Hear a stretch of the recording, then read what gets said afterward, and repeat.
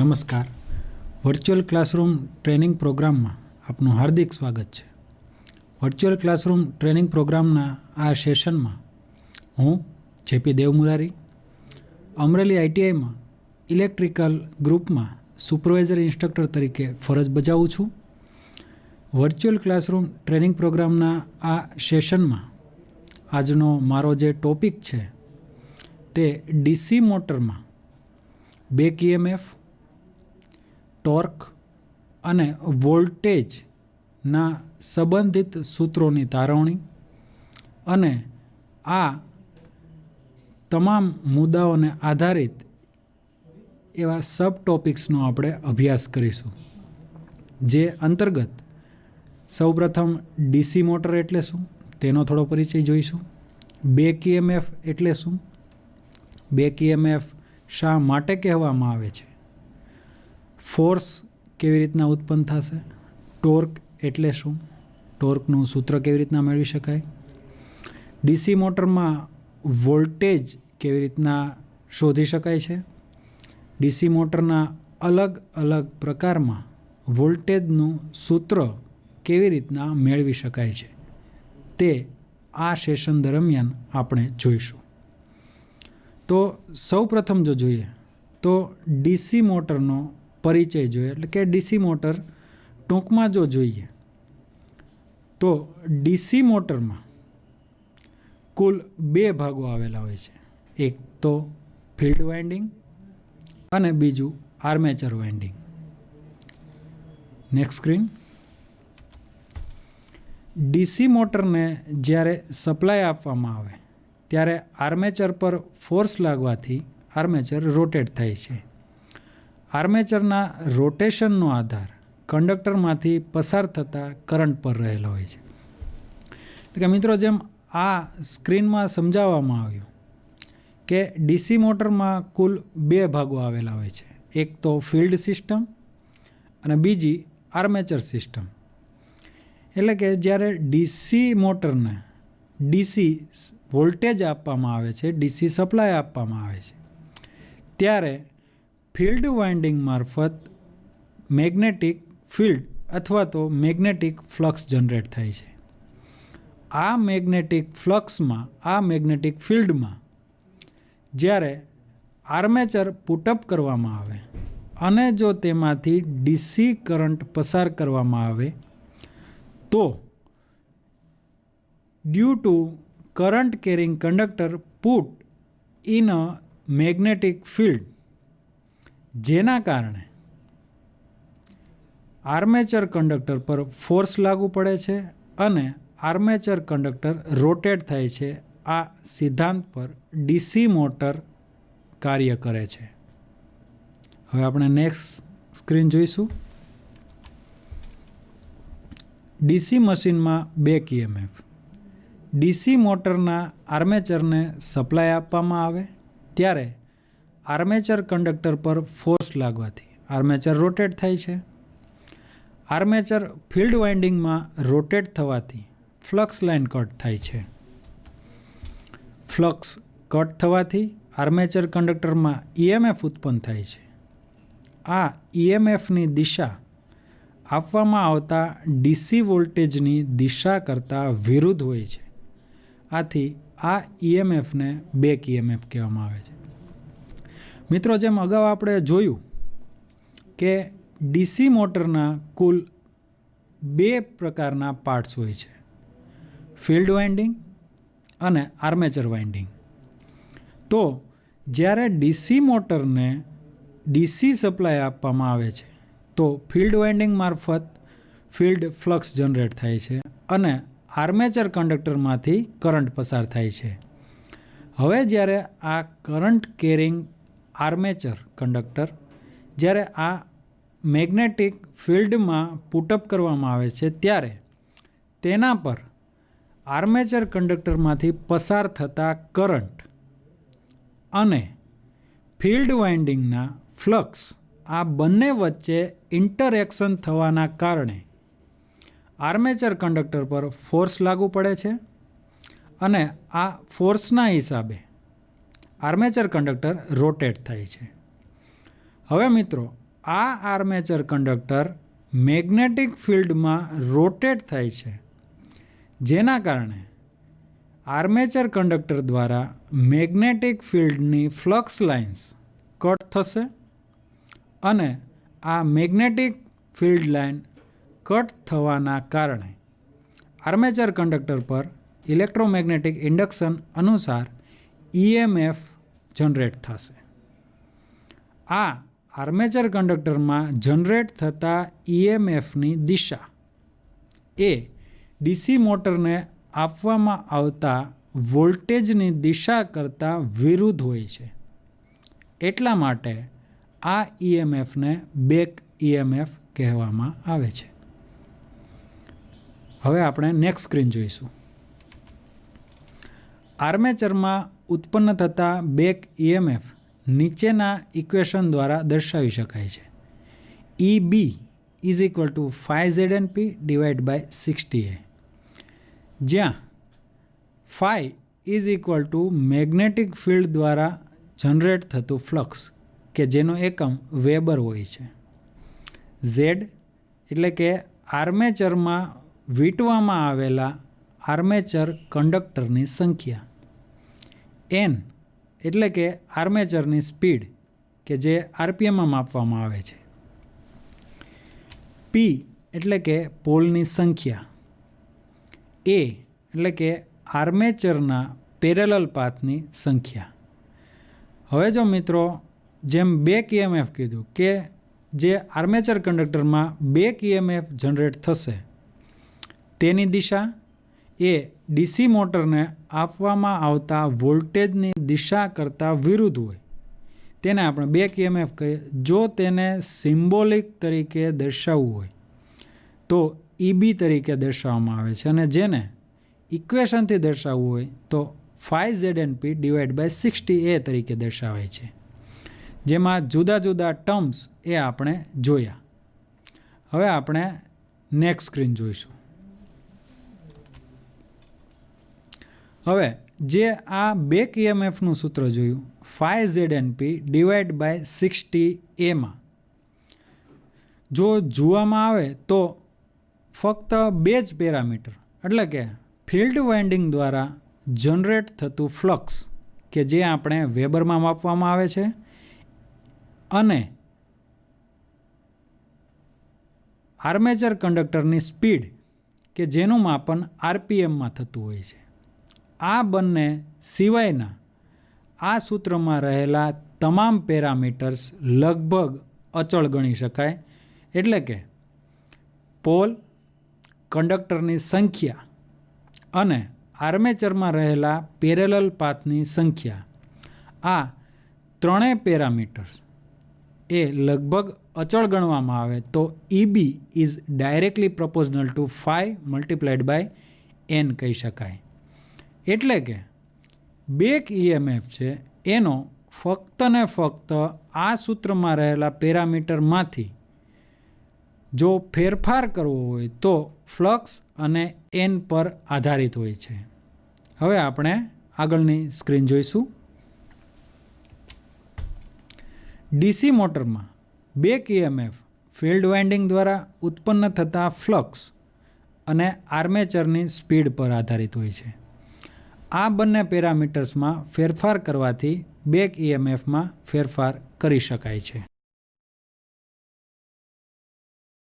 હવે આપણે DC મોટરમાં ટોર્કનો અભ્યાસ કરીશું. તો ટોર્ક સમજતા પહેલાં DC મોટરમાં આર્મેચર કંડક્ટર પર ફોર્સ કેવી રીતના લાગુ પડે છે તેનો અભ્યાસ કરીએ. તો મિત્રો આપણે કીધું કે DC મોટરમાં કુલ બે પાર્ટ્સ આવેલા હોય છે, ફિલ્ડ વાઇન્ડિંગ અને આર્મેચર વાઇન્ડિંગ. આ ફિલ્ડ વાઇન્ડિંગ દ્વારા ફ્લક્સ જનરેટ થતું હોય છે અને આર્મેચરને DC વોલ્ટેજ આપી અને આ મેઇન ફિલ્ડ વાઇન્ડિંગમાં પુટઅપ કરવામાં આવે છે. હવે જ્યારે આર્મેચરને DC વોલ્ટેજ આપવામાં આવે છે તો આર્મેચરને આપવામાં આવતા DC વોલ્ટેજને કારણે આર્મેચર એ એક પ્રકારનું ક્લોઝ લૂપ ધરાવતું હોય આર્મેચર કંડક્ટરમાંથી ઇનવર્ડ ડાયરેક્શનમાં કરંટ ફ્લો થશે. પરંતુ જ્યારે ફિલ્ડ વાઇન્ડિંગ દ્વારા ફ્લક્સ જનરેટ થાય છે અને આ કરંટ કેરિંગ કંડક્ટર જ્યારે પણ આ ફિલ્ડ ફ્લક્સમાં મૂકવામાં આવે છે તો ઇનવર્ડ કરંટ ફ્લો થવાના હિસાબે ફ્લક્સ લાઇન કટ થાય છે અને એમાં EMF ઉત્પન્ન થાય છે. તો આ EMFના કારણે આર્મેચર કંડક્ટર દ્વારા પણ ફ્લક્સ જનરેટ થાય છે. તો આ ફ્લક્સ કે જે આર્મેચર કંડક્ટરમાં જનરેટિંગ એક્શન દર્શાવે છે તેની દિશા એ મેઇન ફિલ્ડ વાઇન્ડિંગ દ્વારા જનરેટ થતા ફ્લક્સની દિશા કરતાં વિરુદ્ધ હોય છે. આ બંનેના વિરોધાભાસને કારણે મેઇન ફિલ્ડ વાઇન્ડિંગની ફ્લક્સ લાઇન્સ થોડા પ્રમાણમાં બેન્ટ થશે. બેન્ટ એટલે થોડા પ્રમાણમાં ત્રાસી થશે. તો આ જે બેન્ટ થયેલી ફ્લક્સ લાઇન્સ છે એ પોતાના મૂળ સ્વરૂપમાં પાછો આવવા માટે પ્રયત્ન કરશે. એ જેટલા પ્રમાણમાં પાછો આવવા માટે પ્રયત્ન કરશે એટલા જ પ્રમાણમાં આર્મેચર કંડક્ટર પર ફોર્સ લાગુ પડશે અને આર્મેચર કંડક્ટર પર ફોર્સ લાગુ પડવાથી આર્મેચર કંડક્ટર રોટેટ થશે. તો મિત્રો આ જે ફોર્સ લાગે છે તે ફોર્સ F = BIL ન્યૂટન જેટલું હોય છે. આ સૂત્રને આપણે ટેલિટોપ દ્વારા જોઈએ. તો જો DC મોટરમાં ટોર્ક જોવામાં આવતું હોય તો F = BIL ન્યૂટન જેટલું ફોર્સ લાગતું હોય છે. જેમાં B એટલે કે ફ્લક્સ ડેન્સિટી દર્શાવવામાં આવે છે જેનો એકમ ટેસ્લા હોય છે. જ્યારે I એટલે કે આર્મેચરને જ્યારે DC વોલ્ટેજ આપવામાં આવે છે ત્યારે આર્મેચર કંડક્ટરમાંથી પસાર થતો કરંટ એ I એમ્પિયરમાં દર્શાવવામાં આવે છે અને L એટલે કે આર્મેચર કંડક્ટરની લંબાઈ એટલે કે આર્મેચરમાં જે કંડક્ટર વીંટાળવામાં આવેલો હોય તેની લંબાઈ L મીટરમાં હોય તો આર્મેચર કંડક્ટર પર લાગતું ફોર્સ F = BIL ન્યૂટન જેટલું થશે. હવે જો કંડક્ટરની રોટેટ થવાની રેડિયસ R મીટર હોય તો torque T = F × R newton metre જેટલું થાય. એટલે કે જ્યાં F એ આર્મેચર કંડક્ટર પર લાગતું ફોર્સ છે અને R એટલે કે આર્મેચર કંડક્ટરની રેડિયસ દર્શાવે છે. ટોર્ક હંમેશા ન્યૂટન મીટરમાં દર્શાવવામાં આવે છે. હવે મિત્રો જો આ વસ્તુ સમજવી હોય તો એક પ્રકારનું એઝમ્પશન લેવામાં આવે છે કે જ્યારે આર્મેચર કંડક્ટર ફક્ત ને ફક્ત એક આંટો ફરે છે, એક આર્મેચર કંડક્ટર દ્વારા એક આંટો પૂરો કરવામાં આવે ત્યારે કાપવામાં આવતી રેડિયસ જો 2πr જેટલી હોય અને એક આંટો પૂર્ણ કરવા માટે લાગતો સમય 60/n સેકન્ડ જેટલો હોય તો જેમાં આપણે ટોર્કનું સૂત્ર જોયું કે torque T = F × radius R થશે જે ન્યૂટન મીટરમાં હશે. તો આ ઉપરથી જો જોઈએ તો જ્યારે આર્મેચર કંડક્ટર એ એક આંટો ફરતું હોય ત્યારે તેના દ્વારા થતું કાર્ય જો લેવામાં આવે એટલે કે વર્ક ડન જો લેવામાં આવે તો work done = force into distance થશે. તો ફોર્સ ઇન્ટુ ડિસ્ટન્સ એટલે કે જેમ આપણે કીધું કે કોઈ પણ કંડક્ટર પર લાગતું ફોર્સ એને Fથી દર્શાવીએ અને ડિસ્ટન્સ એટલે કે જ્યારે કંડક્ટર એક આંટો ફરતું હોય ત્યારે તેના દ્વારા કાપવામાં આવતું ડિસ્ટન્સ એ 2πr એટલે કે તેના પરિઘ જેટલું હોય છે. તો હવે જો આ સૂત્રમાં ફોર્સ ઇન્ટુ ડિસ્ટન્સના સૂત્રમાં જો ફોર્સ એટલે કે એફ મૂકીએ અને ડિસ્ટન્સ એટલે કે 2πr કે જે આર્મેચર કંડક્ટર દ્વારા એક આંટો કાપવામાં આવે ત્યારે ડિસ્ટન્સ કેટલું કાપવામાં આવે છે તે દર્શાવે છે, 2πrથી દર્શાવાય છે. પરંતુ જેમ આપણે જોયું કે સમીકરણ 1 મુજબ ટોર્ક બરાબર ફોર્સ મલ્ટીપ્લાઇડ બાય રેડિયસ દર્શાવે, એટલે કે force multiplied by radius is equal to torque થવાથી જો સમીકરણ 1માં ફોર્સ મલ્ટીપ્લાઇડ બાય આરની જગ્યાએ જો ટોર્કનું સૂત્ર મૂકીએ તો 2π into 2 into T newton metre જેટલું વર્ક ડન થશે. એટલે કે થતું કાર્ય એ 2πt ન્યૂટન મીટરથી દર્શાવી શકાય છે. હવે આપણે ટેલિટોપ જોઈશું. હવે મિત્રો જેમ આપણે થતું કાર્ય એટલે કે વર્ક ડન જોયું કે જે 2πt જેટલું થાય છે. હવે જો તેના પરથી આપણે જ્યારે કંડક્ટર એટલે કે આર્મેચર કંડક્ટર એક આંટો ફરતું હોય ત્યારે તેના દ્વારા થતું કાર્ય જો 2πt જેટલું હોય તો તેના દ્વારા પાવરનો કેટલો વપરાશ થશે અથવા તો પાવર કેટલું વપરાશે તે જો જોવું હોય તો power is equal two rate of doing work, એટલે કે પાવર એટલે કે કાર્ય કરવાનો દર. જો બીજી ભાષામાં લઈએ તો power is equal to work done એટલે કે થતું કાર્ય ડિવાઈડ બાય સમય. તો થતું કાર્ય એટલે કે મિત્રો જે આપણે જોયું કે સમીકરણ 1 મુજબ 2πt થશે, જ્યારે સમય એટલે કે આર્મેચર કંડક્ટરને એક આંટો કાપવા માટે લાગતો સમય 60/n થશે.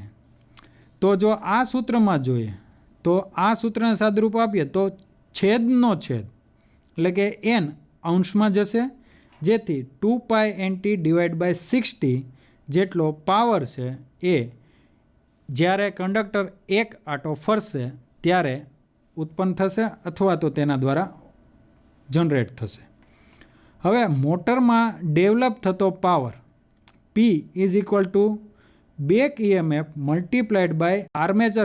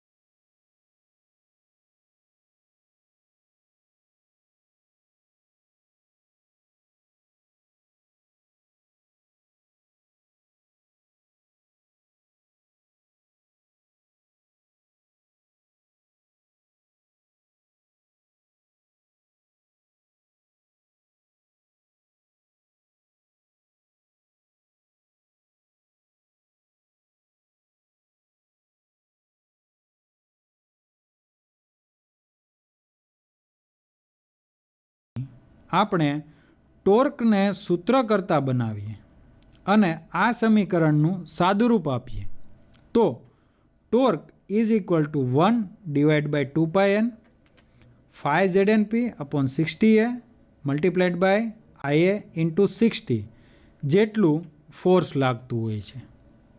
જો આને ફર્ધર સિમ્પ્લિફાઈડ કરીએ તો torque is equal to 1/2π 5Zp upon parallel પાથની સંખ્યા એટલે કે A multiplied by IA newton metre જેટલું સૂત્ર બને છે. એટલે કે કોઈપણ કંડક્ટર પર લાગતું ટોર્ક એ 1/2π 5Zp અપોન પેરેલલ પાથની સંખ્યા A multiplied by armature current IA newton મીટરથી દર્શાવવામાં આવે છે. મિત્રો આ જે વાત કરી તે ડીસી મોટરમાં આર્મેચર કંડક્ટર પર લાગતા ટોર્ક અને એના સમીકરણ મેળવવા અંગેની વાત કરી. હવે આપણે સ્ક્રીન જોઈશું. ડીસી મોટરમાં બેક EMF ફિલ્ડ વાઇન્ડિંગ દ્વારા ઉત્પન્ન થતા ફ્લક્સ અને આર્મેચરની સ્પીડ પર આધારિત હોય છે. આ બંને પેરામીટર્સમાં ફેરફાર કરવાથી બેક EMFમાં ફેરફાર કરી શકાય છે.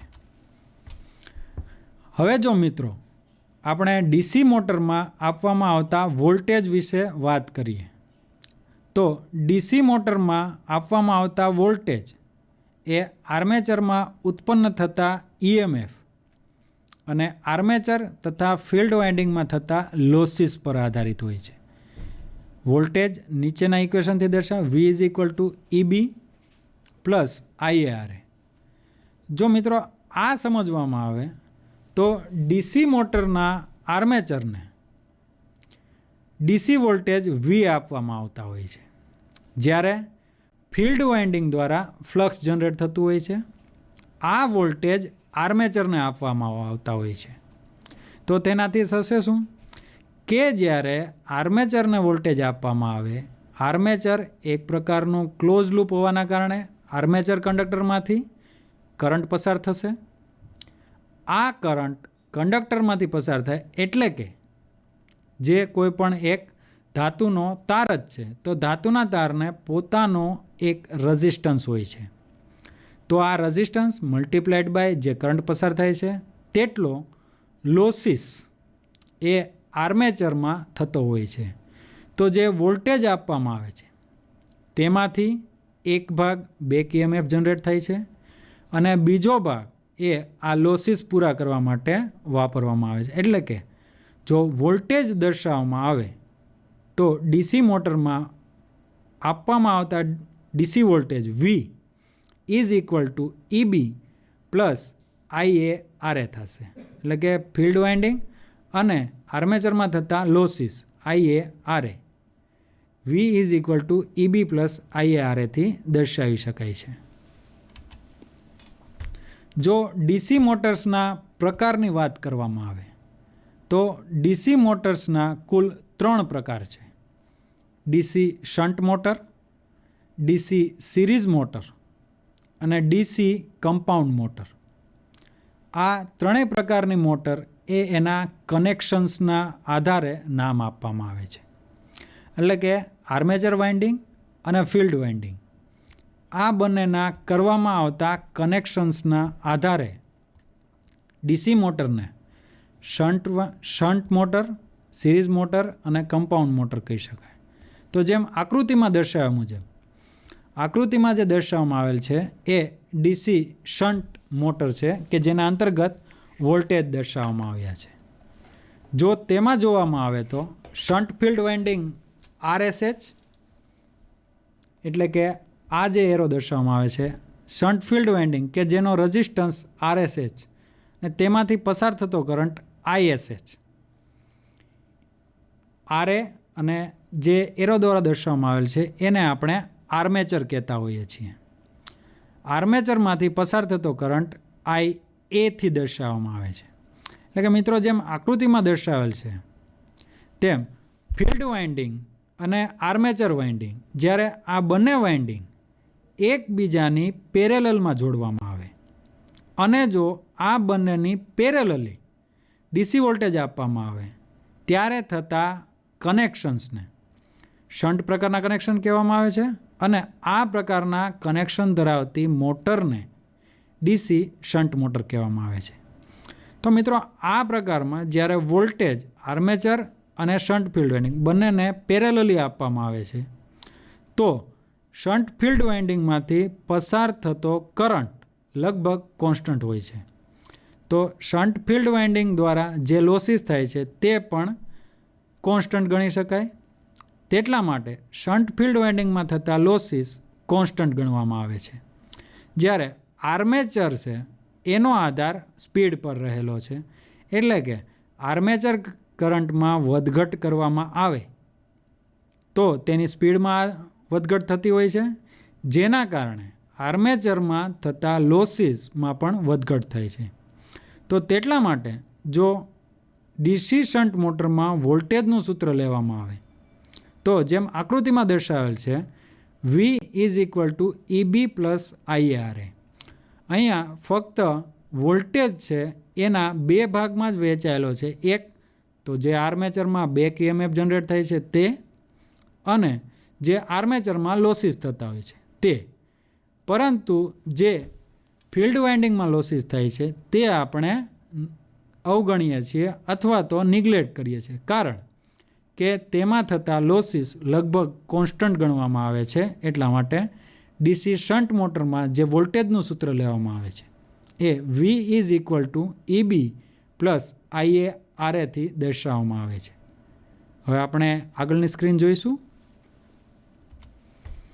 જો બીજો પ્રકાર જોઈએ તો DC સિરીઝ મોટર.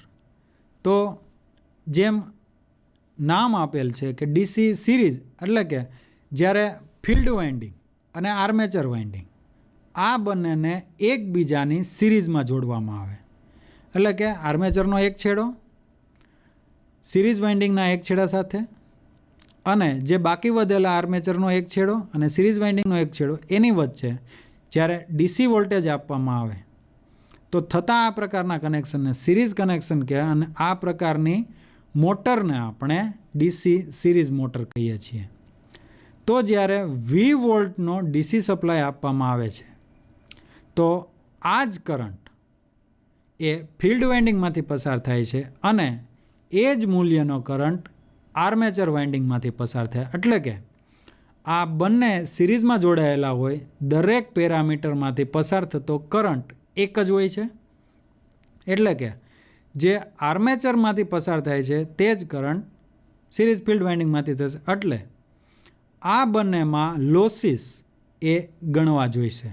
એટલે કે જો આ DC સિરીઝ મોટર માટે આપણે જો વોલ્ટેજનું સૂત્ર લઈએ તો જેમ આકૃતિમાં દર્શાવેલ છે, V is equal to EB plus IA અને બ્રેકેટમાં RA પ્લસ RSE થશે. એટલે કે V is equal to EB plus IARA plus IARSE. એટલે કે બંનેમાંથી પસાર થતો કરંટ એક જ છે, પણ બંનેના રઝિસ્ટન્સ અલગ અલગ છે. આર્મેચરનો રઝિસ્ટન્સ RA થી દર્શાવેલ છે, ફિલ્ડ વાઇન્ડિંગનો રઝિસ્ટન્સ RAC થી દર્શાવેલો છે. એટલે કે બંનેના થતા લોસીસ અને બેક EMF જો બંનેનો સરવાળો કરવામાં આવે તો આપણને ટોટલ આપવામાં આવતા DC વોલ્ટેજનું મૂલ્ય મેળવી શકાય. હવે આપણે આગળની સ્ક્રીન જોઈશું. જો ત્રીજા પ્રકારની મોટર જોવામાં આવે તો DC કમ્પાઉન્ડ મોટર છે. DC કમ્પાઉન્ડ મોટર એટલે કે DC સિરીઝ મોટર અને DC શન્ટ મોટર આ બંનેના કેરેક્ટરિસ્ટિક્સ ધરાવતી હોય એ પ્રકારની મોટરને આપણે DC કમ્પાઉન્ડ મોટર કહેતા હોઈએ છીએ. તો DC કમ્પાઉન્ડ મોટર એટલે કે સિરીઝ મોટરની માફક આર્મેચર અને સિરીઝ ફિલ્ડ વાઇન્ડિંગ બંનેના સિરીઝમાં કનેક્શન કરેલા હોય છે, અને શન્ટ મોટરની મારફત શન્ટ ફિલ્ડ વાઇન્ડિંગ અને આર્મેચર વાઇન્ડિંગ આ બંનેના પેરેલલી કનેક્ટ કરેલા હોય છે, અને તેના એક્રોસમાં DC વોલ્ટેજ V આપેલા હોય છે. હવે જેમ આકૃતિમાં દર્શાવ્યા મુજબ શન્ટ ફિલ્ડ વાઇન્ડિંગમાંથી પસાર થતો કરંટ લગભગ કોન્સ્ટન્ટ હોય, તેના લોસીસને આપણે નિગ્લેક્ટ કરીએ છીએ. જ્યારે સિરીઝ ફિલ્ડ વાઇન્ડિંગ અને આર્મેચર વાઇન્ડિંગ આ બંનેના લોસીસ ગણવા જોઈએ. એટલા માટે જો DC કમ્પાઉન્ડ મોટરમાં વોલ્ટેજનું સૂત્ર લઈએ તો V is equal to EB plus IA multiplied by RA plus RAC થશે. એટલે કે બંનેમાં થતા લોસીસ, સિરીઝ ફિલ્ડ વાઇન્ડિંગમાં થતા લોસીસ અને આર્મેચર વાઇન્ડિંગમાં થતા લોસીસ, અને જો બેક EMFનો સરવાળો કરવામાં આવે તો આપણને DC કમ્પાઉન્ડ મોટરને આપવામાં આવતા DC વોલ્ટેજ મળી શકે છે. તો મિત્રો, વર્ચ્યુઅલ ક્લાસરૂમ ટ્રેનિંગ પ્રોગ્રામના આ સેશનમાં DC મોટરમાં બેક EMF એટલે શું, ટોર્ક એટલે શું, વોલ્ટેજ એટલે શું, દરેકના સૂત્રની તારવણી અને દરેકના રિલેટેડ પેરામીટર્સનો આપણે અભ્યાસ કર્યો, જે આપણને ભવિષ્યમાં DC મોટર સમજવામાં ફાયદારૂપ થશે તેવી આશા સાથે હું મારો લેક્ચર અહીં સમાપ્ત કરું છું. આવતા સેશનમાં ફરીથી મળીશું. ધન્યવાદ.